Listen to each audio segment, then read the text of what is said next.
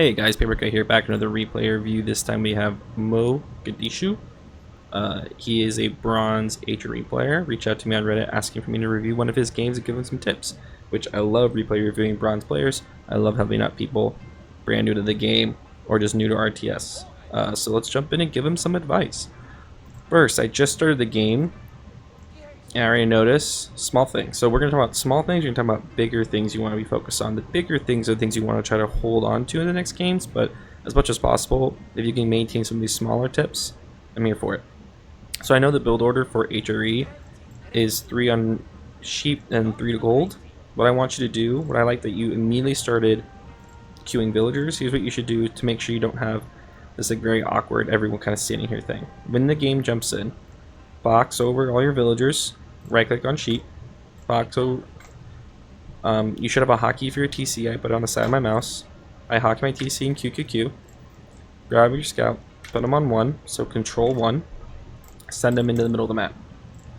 Now that everyone's doing something, your TC's working, your scout's moving, your villagers are doing something, grab 3 villagers, you can just click and hold shift, right click to have them drop off on the TC, and then have them go to gold and make a house, do a gold mine and start, just to make sure you don't have villagers just standing still. Small thing. There's another small thing. You can just have the villagers who are building the mine do it. So have like one villager build a house and go to gold, and the other 2 build the mine and go to gold. You just have them next to each other. That scout needs to go immediately. So you notice how reducing the amount of different motions you have to do would really help with that. Scout should just be sent out while you're doing all this extra stuff, because the scout can go without you having to watch it.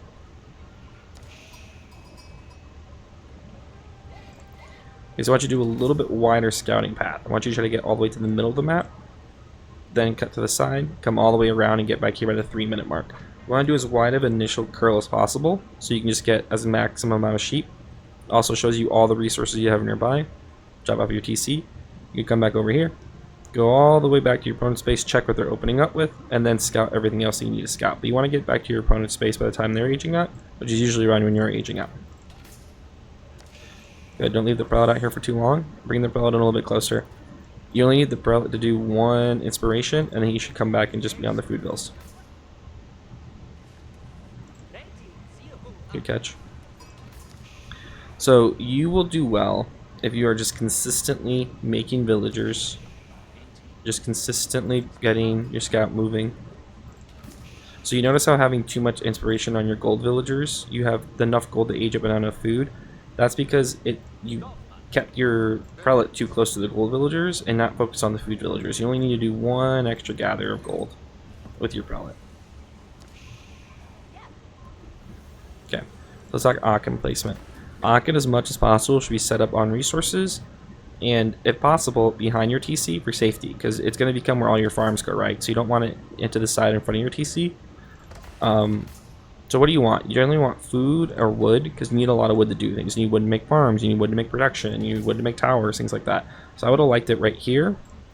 I know it's not glamorous, but being on the wood line really makes it nice. And then whenever you want to start gathering stone for like tower upgrades, your stone will be under it too. And then all your farms can go here, nice and safe behind the TC. If you're worried about the sheep, you just pull the rest of the sheep to this spot for food.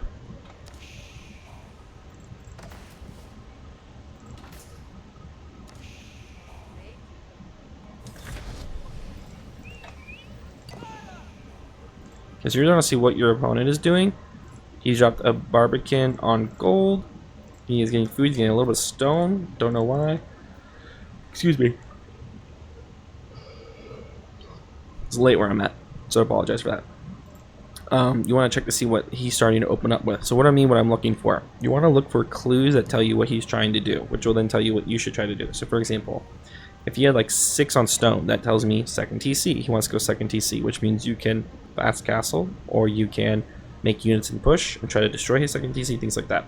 He only has 1, so this is probably just for extra stone to like upgrade towers. If you saw like 6 on gold, that would tell you he's rushing castle because he needs a lot of gold. If you see him dropping production, it means he might be pushing you, things like that. So you want to be checking to see what your opponent's doing as they age up to get a tip on what you should be reacting to. A huge part of this game is reacting to what your opponent's doing. Second, I hope you have a plan. Like, I hope you have something you're trying to accomplish, because your villagers will be better set up if you have a plan in mind. So for example, is your plan a fast castle? Well, then you need just enough wood to drop a tower and an extra house, and then you're good. Then you just split between wood and gold, or food and gold, and you rush castle. Is your plan to fight? Well, in that case, or maybe do a slow castle and add farms. Well, in that case, you need 8 on food on wood, so you can keep adding farms and keep making production, and drop production for units and go harass. Maybe you want to do second TC into fast castles, and you need to send villagers to wood and stone. Like, the plan helps you split your villagers. If you have no plan, is where things get tough. Usually at this level in bronze and silver, the lack of plan is what really gets people. Always make sure you rally to a resource good, and make sure these initial farms are inside the TC range. At this point, you also want to drop a mill, so you can start getting eco upgrades. And you want to drop a lumber camp, so you can get lumber camp upgrades. But the mill, most importantly, because wheelbarrow in the mill is one of the most important upgrades you can get.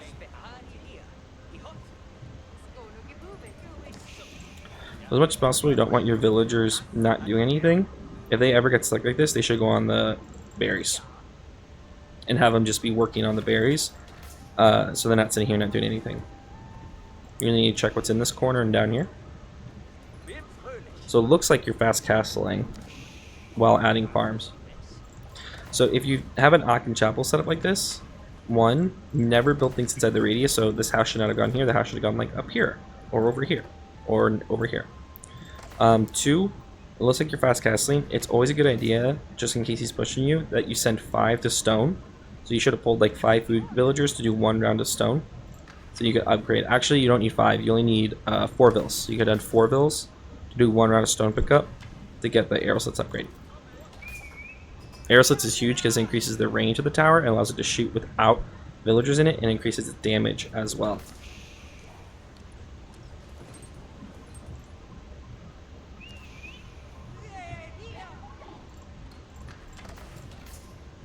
So once again, you have these villagers sitting here. They should just go on berries.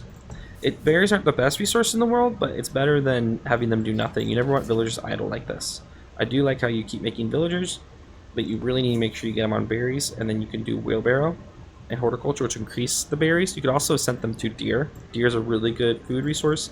Deer is the second fastest gathering food resource, only behind boar. It goes boar as fastest, then deer, then sheep, then farms, and berries. You also really want to check to see what he's doing. You haven't checked his base in a while, so you have no idea what he's trying to do, which is helpful so you know if you need to react. Like, you could be rushing castle, but if he is making a lot of units, you might want to make your own units so you don't, die quickly. 2, all these farms should be under the Aachen Chapel for that food bonus. Just a heads up. Start aging up. You want to click the age up as soon as possible. There we go. Okay, so here's the key thing. You're aging up. You want to be set up for the age up. What I mean by that is you want your villagers split in a way that's going to help you the second you hit castle, and you also want to be dropping any production or things that you're going to use when you hit castle. So usually HRE fast castle, the goal of it is you want to grab relics. Relics are great for gold. It's also great for towers because you can put them in towers, and they increases their range and defense and makes them really, really strong. So as HRE use that as a primary way of surviving. One thing you should want to do then is, as you're aging up, it's usually a good idea to try to pre-send your prelates so you can just grab the relics the second you hit castle. So I would pop this prelate out, head him to this one. I would make another prelate out of TC and send it to this one so you can get 2 relics off the rip. Some people even do up to 3 prelates, so they make 2 prelates in TC just so they can instant get relics and bring them back quick.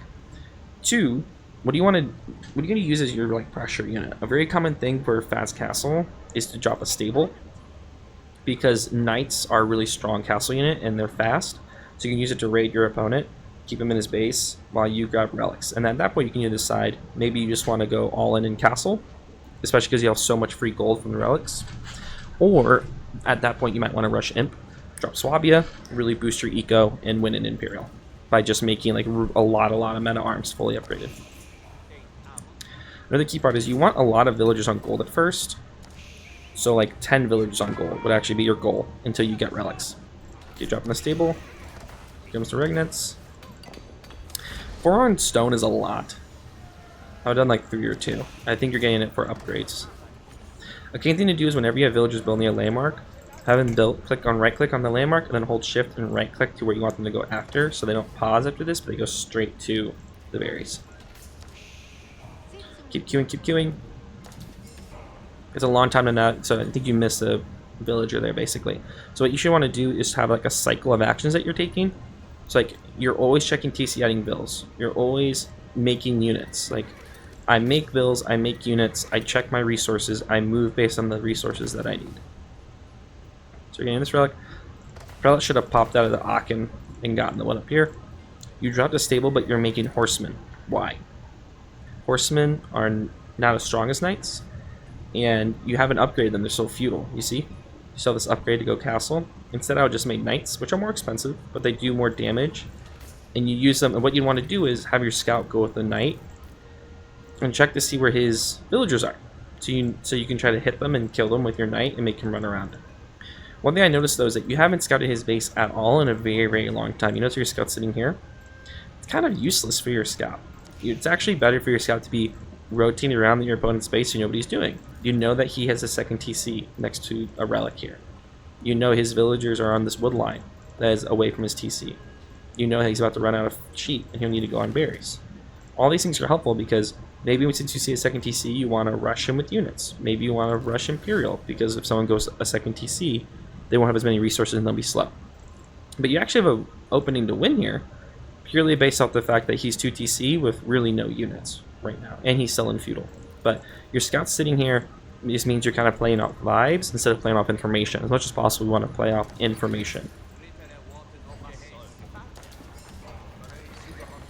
Once again, we don't want to build around the Aachen, and we want to put farms around the Aachen. Those farms would be very juiced, very good. Keep getting upgrades. You also want to get the next fertilization.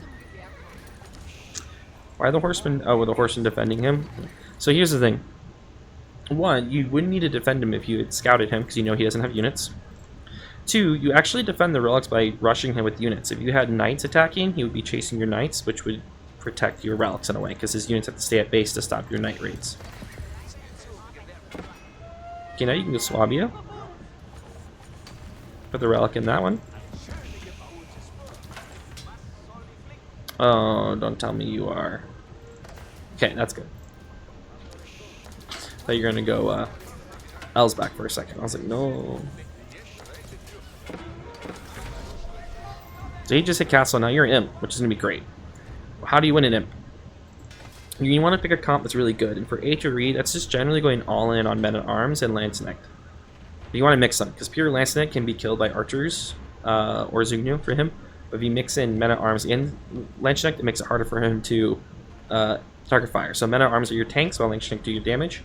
You could also do mass men-at-arms and mass horsemen. The reason that works is because men-at-arms engage the front line. If he has crossbows, your horsemen run past and get on the crossbows. And then you'd want to drop a siege workshop and make a few bombards, 2 or 3, to kill buildings. So really your goal right here is once you hit Swabia, you want to do a few things. First, you want to get more farms down. 2, you really want to start building more production. You want a lot of barracks. You want like 15, 20 barracks.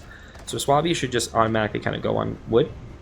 And lastly, you want to make sure you're getting stone walls up so you can't be raided. So if I'm you have all the stone coming in, I would stone wall from like here to here, here to here, here to here. Like just stonewall across so you can't be raided and have your eco be shut down.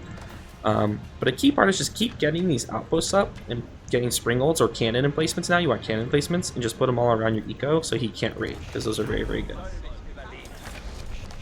But you should have all the relics at this point. Like this relic was free, this one you couldn't get, but all the other ones you should have 4 relics right now. Instead you have 2, I think, which is not great. You should have way more. You want all the relics. It's also okay as you get up here to delete all this stuff and just build it outside this. But look how many resources you have. When you're building this many resources, that should tell you that you're not spending them. So a big part of this is spending your resources. I have a feeling you're going to lose even though you have more resources because you're not spending them. So a big goal for you is to add more production. You want, as I said, a bunch of barracks here. You want to put all of your production on a hotkey. A lot of people use F1, but I do it on 3 or 4. So that allows me that I can click the side of my mouse for TCs, Then I can click my production, I click tab, QQ, tab, WW. Now I've queued up more units. Or you can do shift, and that queues up 5 at a time. But also when you're in Imp, you really want to get all your upgrades. Especially because how much gold you have. And then you really want to get this one, you need to be sure you're getting your blacksmith upgrades, because your military upgrades are very, very important to fighting and winning fights. And 2, you also want to get your university techs. University techs really put your units over the edge. So if you get in first and you can get your university techs and fight before your opponent catches up, you'll just wipe them because your units are a lot stronger. But I feel like right now your biggest issue is just a lack of production. See, now we're going pure stables, but honestly, you should be going pure men-at-arms. So a big part of this is understanding your civ's power unit. Horsemen are good in general, knights are good in general, but your power unit is your men-at-arms. Look at how many upgrades you have for them. Heavy maces, that makes them better against heavy units. Two-handed weapons, that makes them +2 against all units. And because of marching drills, they're fast men-at-arms. So overall, you want to lean into your power units. Same thing with your Lance Knight. They are one of the few units that does area effect damage. So once again, lean into your power units. Your comp doesn't really make sense. Knights and spears, sure. But knights counter what spears counter. Spears counter cavalry. They counter horsemen and knights. Your knights counter those. So why are you making spearmen? And 2 at Imp. At this point in Imp, you'd want like 20 to 30 villas on gold instead of 7. Because you can't produce a lot with only 7 villagers on gold. Oh, these relics are still sitting there. You want all of the relics, man. You want to be greedy, have all of the relics. Actually, I don't mind this keep. But this is when you want to do aggressive walls to make sure your opponent can't raid you. Once again, lack of scouting. You don't know what he has. He's sending farms right now, but he has, he has units. But if you upgraded your units to Imperial, they win. Your units beat his units. You're playing scared right now though. And a big thing that happens at this level is we overassume our opponent's strength. Don't overassume your opponent's strength.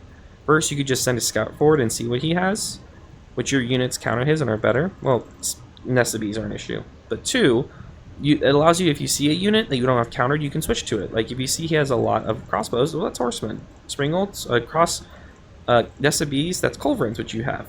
Spearmen, men-at-arms. So you could the scout lets you know what you need to build and lets you know what strong he is. 2, you should just be more aggressive with your units. Like actually push and be aggressive with your units. Is one thing you should try to do. You could put that in the keep if you want. Also, make sure you keep checking your eco and adding more lumber camps and stuff like that. The less your villagers walk, the better. The more they walk, the less eco you're getting.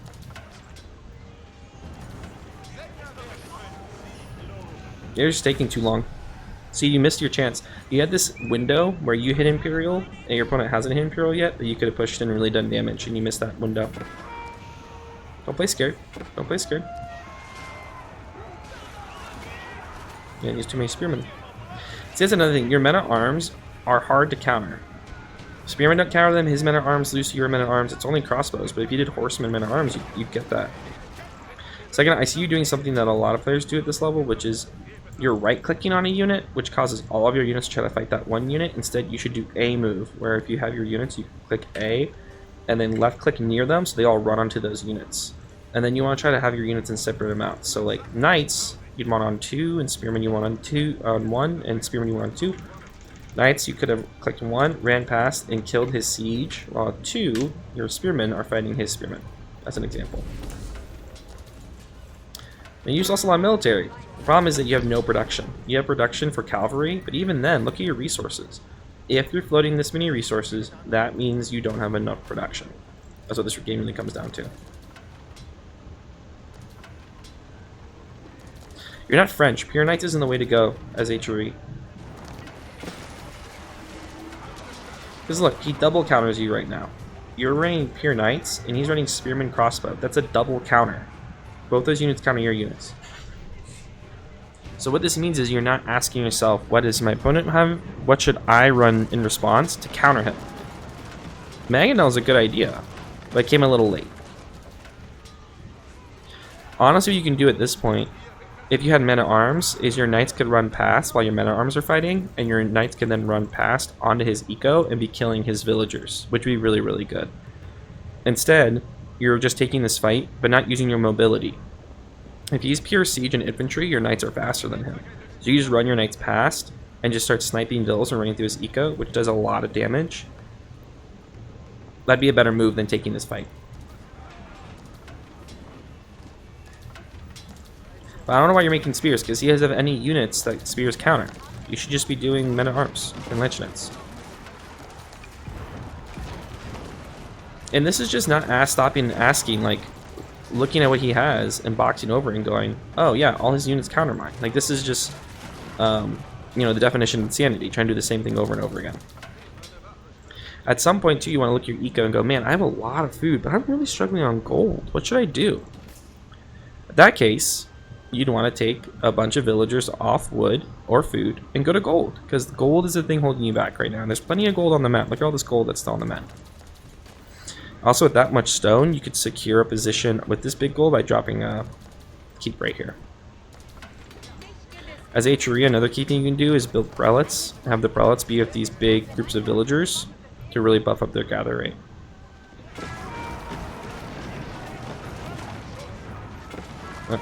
It's just you let him keep running the same comp into him, and I don't know why you think it's going to be any different. And this isn't being bad at the game. This is just not taking a second to look to ask yourself, what can I make that's better against this? Men-at-arms counter the spearmen, horsemen counter the crossbow, or you just do pure men-at-arm mangonel. 3 mangonels slaughter all of his crossbows while your men-at-arms just tank. And your men-at-arms would be really strong if you got all their upgrades. If you got all their military upgrades, but you don't have, you just want the blacksmith, where is it? Do you want all the military upgrades? And you want the university upgrades, which are very, very important. You're holding yourself back because you don't have those. And as I predicted, the reason you're losing is, 1, production, you could have more, but 2, you're not picking a good comp. You're just running the same units into him. If he's ever in front of your base like this, do not rally into him. You notice how your units are just dying the second they get there? Instead, rally to a safe point, like behind this keep. He can't push this keep because of this tower and your keep, which both have relics. So if you want to rally here, you can build up your whole mass of units, and then once you've gotten a bigger mass, then you take the fight. This also gives you time to then build a unit set that is better against this. But you just really overinvest in the stables, and he countered your comp. It's as simple as that. I don't see you making a counter to his. Now you're dropping barracks, but you're making spearmen. But now you're making men-at-arms, but it's a little too late. You gotta stop rallying right into him. He's just shooting them as they show up. Rally to a safe point, and then attack.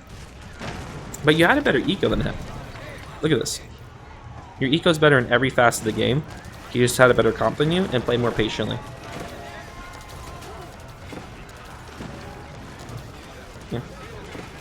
That's GG. I hope that replay helped you. Just to kind of summarize the big things. 1, it's obvious you have a plan, but as much as possible, be trying to execute that plan as efficiently as possible by moving villagers to the resources you need.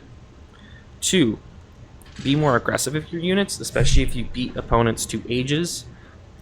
Make your civ's best units for HRE, that's men-at-arms and lance-knight and siege, and be aggressive. Scout more, use your scout to know what he's doing, so you can see, is he walling, is he going to TC, does he have a lot of units, what type of units, and then make counters. So if he has a lot of crossbows, that's where you want horsemen and siege. Does he have a lot of spearmen? You have men-at-arms, but your men-at-arms can beat anything. They're a very, very good unit. And then lastly, get your upgrades.